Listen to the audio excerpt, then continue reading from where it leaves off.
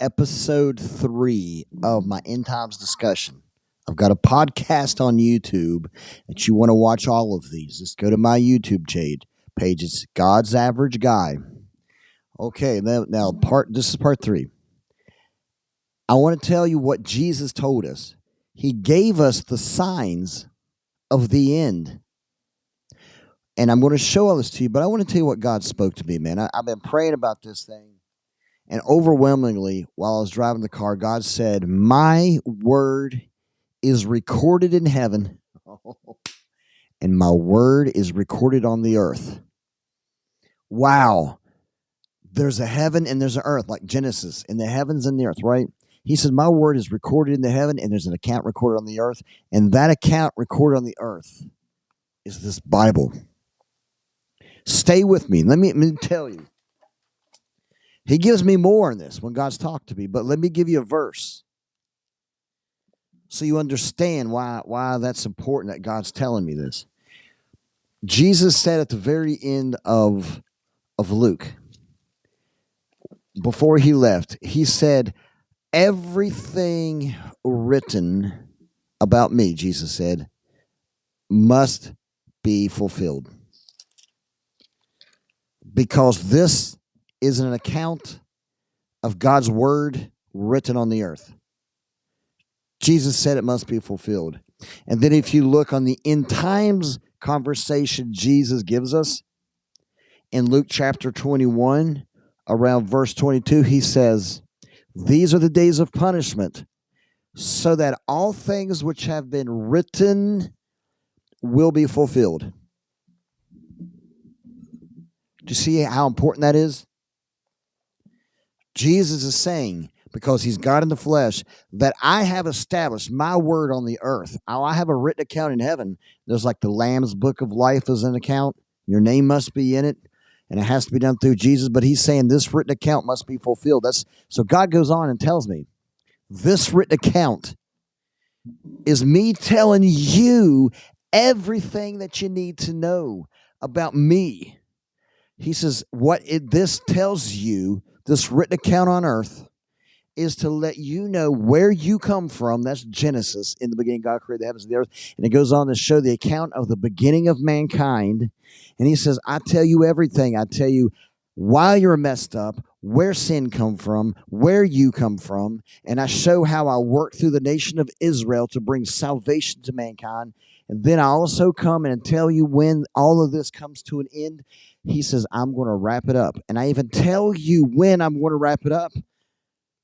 And man, God, man, I can control myself as he's speaking.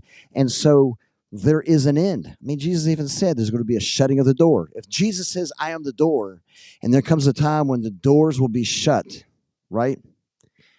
Then that's the virgins. There's a time when it comes to an end. I'm going to prove all this stuff in the scriptures. So we want to know about the end. So let's have that discussion. Are you guys with me so far? Man, that's good stuff, right? So the disciples literally asked Jesus, when is the end?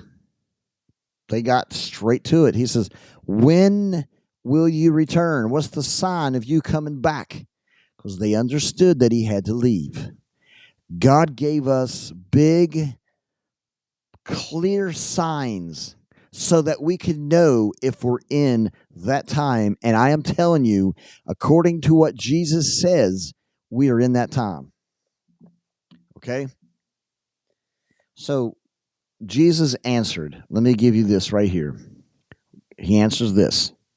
He gives a parable of a fig tree. Remember, Jesus curses the fig tree and says, it's your time that was no longer producing fruit, so he curses it, right? And then it dries up. Then he goes in right after, and that's when the conversation about the end. So when he says, look at the parable of the fig tree, then he's pointing to the very event that he had. So he wanted to let them know a drying up of the fig tree. The fig tree in Bible is Israel, specific to Israel, right? Listen to what he says. He says right here in Luke chapter 21, or near the end, about 24. He says, and there will be great distress upon the land and wrath to the people. This is Israel. They will fall by the edge of the sword and will be led captive to all nations. That's Jesus' prophecy. He's telling Israel, you will be led captive to all nations. But how long are they going to be led captive? And Jesus says, and Jerusalem will be trampled underfoot by Gentiles until the times of the Gentiles are fulfilled. That's first. He's saying, look at the fig tree, it's dried up. You're going to be trampled, and Israel is going to die and dry up like the fig tree. The Gentiles are going to come in, trample you, and you will be scattered until the time of the Gentiles is fulfilled. So that tells us that there is a period after Israel closes that they will be trampled until, right? Paul discusses this as well. Paul says, I'm going to give you a mystery that God has given me. Do you hear that? And I've turned to Romans 11:25, and he says right here, for I do not want you, brothers and sisters, to be uninformed of this mystery. He's talking about the Gentiles, so you will not be wise in your own estimation. That there's a partial hardening that has happened to Israel until the fullness of the Gentiles has come in, so that Israel will be saved. Did you catch that? There's two prophecies, Jesus and Paul. Apparently, Israel's going bye-bye, right? For a season. The temple was destroyed in 70 AD, and Israel was scattered around 70 AD. Boom. And it was after the church started leaving Israel, Jerusalem, and the church started going to the Gentile nations. But it says that Israel will be saved after the time of the Gentiles. Well, if Israel went bye-bye, then how are they saved unless Israel returns on planet Earth? Israel did return on planet Earth. Okay, follow me. In the 1940s, remember the whole war? Matter of fact, Satan, working through Germany, tried to prevent Israel from coming back as a nation. That was the devil killing all of those Jews, because the devil knew the prophecy of the end was centered around Israel becoming a nation. Why do you think the big slaughtering happened? To stop Israel becoming a nation. That's right. Now, we see 2,000 years after all this prophecy, Israel comes back in the 20th century. Do you see that?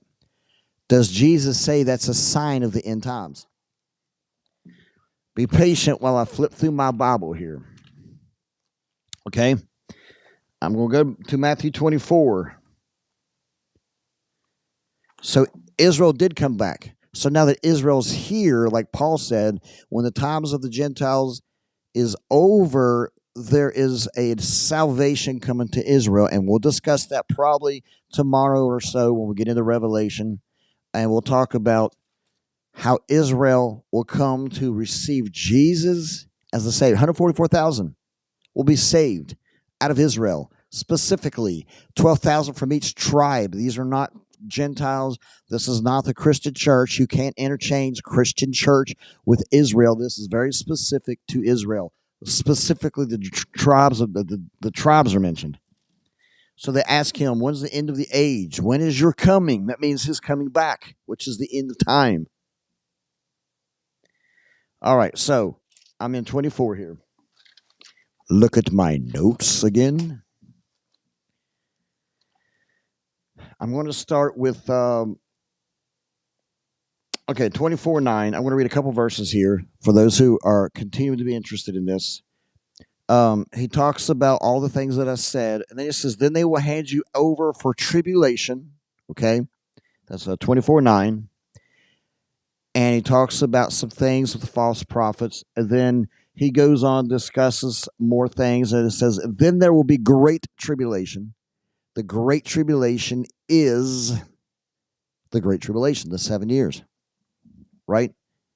Moreover, pray that when you flee, it will not be a winter, for then there will be a great tribulation, such has not occurred since the beginning of the world until now.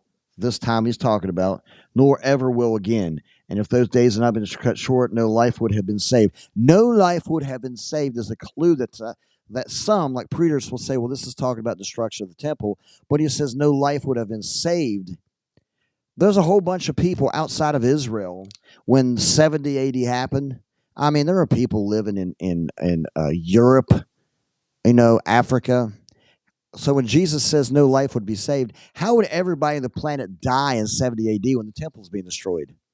So that right there, we read those things, we say, okay, literally the whole planet Earth, will be suffering harm during the Great Tribulation of Revelation. So this, when he says Great Tribulation, he's literally talking about the Great Tribulation and how the whole planet will be subdued by wrath from God. And so when he says no life would be saved, it only makes sense in context of Revelation, not in context of 70 AD, because 70 AD only applied to Israel and Jerusalem. Everybody else was safe. Okay, so he talks about the Great Tribulation. Okay, then he goes on. Immediately after the tribulation, there's a tribulation to come. Jesus just confirms it, right? And then he'll go on and tell you the moon will be darkened. Now, this is stuff we'll get into later. So I'm kind of getting ahead of myself with the later things. I'm trying to show you how Jesus is laying this stuff out. But he says, now, this is the parable. Now, learn from the parable, the fig tree. As soon as you see its branches become tender and sprouts. Remember what I said earlier in this video.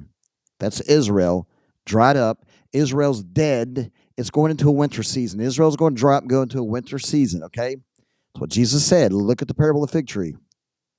And then he said Israel will be scattered among the nations. I said that, right?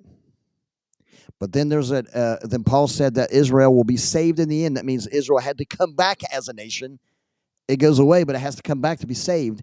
2,000 years later, Israel's here, and Jesus is pointing to the time when Israel will come back to life. That's in the 1940s. So he says, look at the parable of the fig tree. When you see it become tender and sprouts coming on its leaves, you know that summer is near, that it's time. So you too, when you see all these things, recognize that he is near, right at the door. Truly I say to you that this generation, the one that sees Israel return, will not pass away until all these things pass. Heaven and earth will pass away, but I'm going to tell you my words don't. Again, what I said at the beginning about God and his word. But about that day and hour, no one knows, not even the angels or heaven, nor the Son, but the Father alone. The coming of the Son of Man will be just like the days of Noah. I'm going to stop right there for today. But let me just tell you. So, the sign that the end is near is the return of Israel. And that generation that sees life coming back into Israel. Israel was a desolate place for 2,000 years. It was nothing. But in the 1800s, while we're fighting the Civil War, it was dead. But by the 20th century, and today it's bustling with life, and there's people, and there's a city, and they have a flag waving over. They didn't have a flag in the 1800s during our Civil War. It's there now. Government, businesses, life has returned to Israel. It is now a nation, recognized by the world as a nation. Some hate it, but they still recognize it's there. That's why they fight it. So Jesus prophesied that Israel would go away, but it would return. And that is the sign that we're in the last days. And the generation that sees its return, that's when the Son of Man is near. That's huge. Paul confirmed it as well. Israel's here. My father was alive when Israel came back as a nation. My father is still alive. That generation is dying off quickly. Times are soon. Be aware of that. Just have your heart right. You must have Jesus. Jesus said, who gave us this prophecy that came fulfilled. Israel's back 2,000 years. That was a prophecy because he's God in the flesh. He said that if you want to go to heaven, if you want to avoid eternal damnation, then you must be born again in your spirit. John chapter 3. And he that believes Jesus is the Son of God and gives their life to Jesus He will create in you a brand new spirit that is ready to go to heaven when you leave your body. And if you're here when the beginning of his return, the beginning is the rapture, then you will be pulled out of your body with your new born again spirit and your soul attached, and you'll go to heaven. If not, you remain on earth. But you must be born again to be a child of God. If you are not born again in Jesus, you're not a child of God. I have shown that in other descriptions. The scriptures say that clearly, but I don't want to go down that road. Have your heart in Jesus. The times are short. Stay tuned tomorrow. We're going to continue this dialogue of the end times. We've got so much to cover. God bless. Be a media missionary. Share this. Share this in the mission field. That's the social media world. The whole world is looking at their phones. Share this. God bless you.